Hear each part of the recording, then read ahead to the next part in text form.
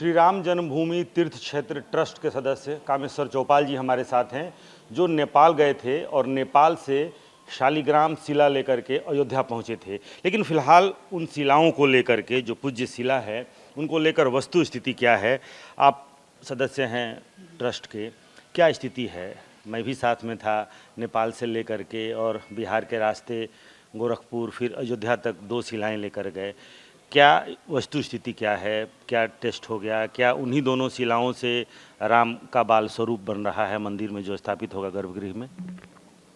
देखिए, संपूर्ण देश में एक मान्यता है धार्मिक कि गंडकी नदी के जो शिला है उससे यदि देव प्रतिमा बनता है तो वह अत्यंत ही शुभ है और अत्यंत ही लाभदायक है।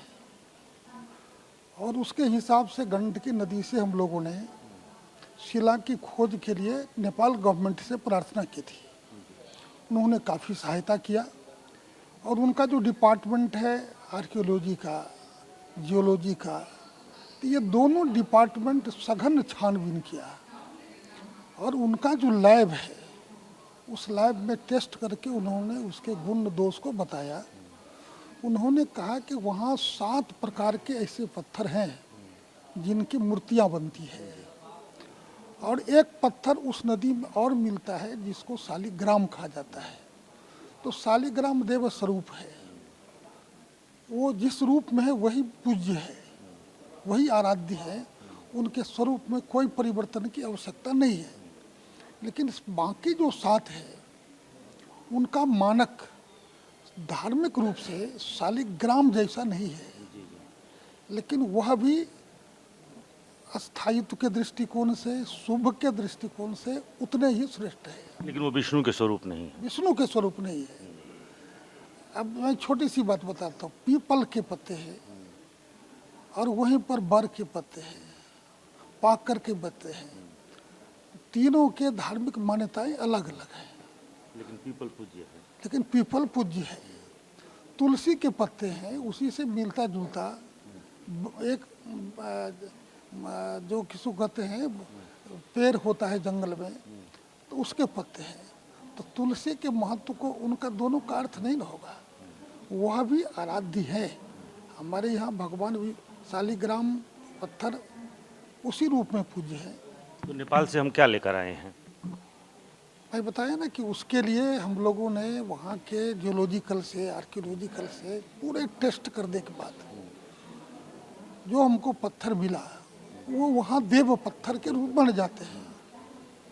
वहाँ वो शालिग्राम नहीं कहते हैं, लेकिन चूँकि उस पत्थर की भी प्रतिमा बनाया जाता है तो देव पत्थर बना जाता है। वहाँ से वो लाया गया है। हम भी ट्रस्ट के लोग जो हमें भेंट स्वरूप मिला है उसको सौ सम्मान ग्रहण किए हैं, लेकिन हम उसको पूरे टेस्ट करेंगे और जो लोगों के मन में भ्रांतियां फैलाई गई या फैली है उसका समूल निराकरण करने के बाद ही आगे कार्य बढ़ाया गया। उसमें कोई विभ्रम हम रहने नहीं देंगे, न ट्रस्ट रहने देगा। ट्रस्ट इस पर काफ़ी साकंश है और पहले भी कई प्रकार के भ्रम निर्माण हुए हैं। राम के काम के प्रारंभ काल से ही मुझे तो याद है जब शिला पूजन प्रारंभ हुआ था तब भी विभ्रम पैदा हुआ था, जब शिलान्यास हुआ है तब भी विभ्रम हुआ।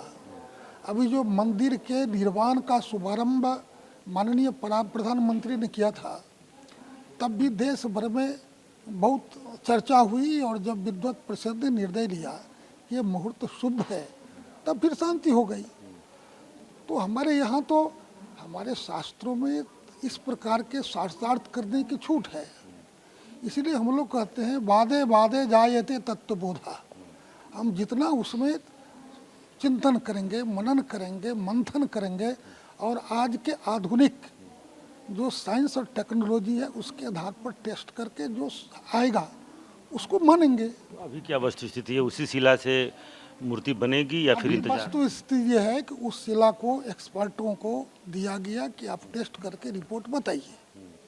वो रिपोर्ट देंगे, उसके आधार पर हम आगे काम करेंगे। कुछ लोगों को आपत्ति भी है कि उसको उसका स्वरूप नहीं बदला जाना चाहिए, उसे छेड़छाड़ नहीं होना चाहिए, आमरण अनशन अब करेंगे। वो उस रूप में है कि वो शालिग्राम शिला है, तो शालिग्राम पर छेनी और हथौड़ा नहीं चलेगा। तो वह यदि भ्रम दूर हो जाता है टेस्ट से, कैंसर पर सीधे छुरा नहीं चलाया जाता है कि बढ़ जाता है, तो वैसे ही वो पूज्य है, उन पर नहीं चलेगा। तो उसके लिए टेस्ट है, टेस्ट करने का जो रिपोर्ट आएगा उसके आधार पर काम चलेगा। पहले जब नेपाल से लाया गया तो ये भी चर्चाएं हुई कि नहीं इन्हीं से मूर्तियां बनेंगी, तो वहाँ भी टेस्ट हुआ, फिर वहाँ आर्कियोलॉजिकल टीम थी, जियोलॉजिकल टीम थी। वैसा है, भगवान राम के जीवन में भी है। सीता जी को स्वयं अग्नि परीक्षा ले चुके थे, और उससे पहले वो जानते थे कि वो सीता नहीं है, वो सीता तो अग्नि को समर्पित कर दिए थे वो, लेकिन परीक्षा लिए ना। तो हम लोग इस परीक्षा से गुजरे हुए हैं, फिर परीक्षा होगी, देंगे परीक्षा। और आज साइंस और टेक्नोलॉजी में देश बहुत आगे बढ़ा है, वो जो निर्णय देंगे वो उस निर्णय के अनुसार काम चलेगा। अच्छा, मतलब अगर साफ शब्दों में पूछें कि क्या उन्हीं दोनों शिलाओं से मूर्ति बनने जा रही है या नहीं? देखिए, हम तो शिला उठा के इसलिए ले गए हैं, और वो भी टेस्ट करा के कि इसी शिला से बनाएंगे। यदि मन में भ्रम है कि नहीं को, तो भ्रम का निवारण होगा ना। निवारण कौन करेगा? आजकल तो हर एक काम जांच से होता है। आपको कौन सी शरीर के अंदर दवा चाहिए, तो 100 को टेस्ट कराएगा तब दवा को लिखेगा। पहले जमाना को थोड़े है कि नाड़ी पकड़ के बता देगा फलाना दवा खा लो। तो आज तो टेस्ट की दुनिया है, हम लोग भी दे दिए हैं एक्सपर्ट को टेस्ट करने के लिए। उस रिपोर्ट में अगर ये आती है कि वो शालिग्राम शिला है तो मूर्ति उससे नहीं बनेगी, अगर देवशिला है तो मूर्ति उससे बनेगी। हम चूंकि पूरे टेस्ट करके कंफर्म है वो देवशिला है। कि वो देवशिला है, इसलिए हम क्यों कहे उस मूर्ति से नहीं बनेगी। रिपोर्ट तो आने दीजिए, यही है। तो चलिए, वस्तुस्थिति ये है, स्पष्टता हो जानी चाहिए।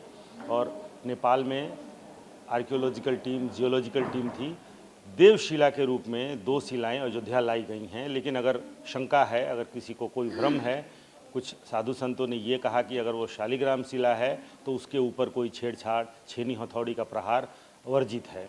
लिहाजा एक बार फिर से उन शंकाओं के निवारण के लिए एक्सपर्ट की टीम को दोनों शिलाओं को सौंपा गया है। उसकी रिपोर्ट के आधार पर ही आगे उन्हीं दोनों शिलाओं से श्री राम की मूर्ति बनेगी या नहीं, ये फैसला लिया जाएगा। क्योंकि अगर वो शालिग्राम शिला हैं तो उनके स्वरूप के साथ कोई छेड़छाड़ नहीं होगी। लेकिन जैसा तीर्थ क्षेत्र ट्रस्ट के सदस्य कामेश्वर चौपाल जी कह रहे हैं कि ये मुतमईन हुआ गया है कि नेपाल से जो 2 शिलाएं आई हैं वो देवशिला है, लिहाजा प्रथमतया उन्हीं शिलाओं से राम की मूर्ति बनेगी। लेकिन अगर दोबारा जो टेस्ट होता है उसमें अगर वो शालिग्राम शिला है तो मूर्ति उनसे नहीं बनाई जाएगी।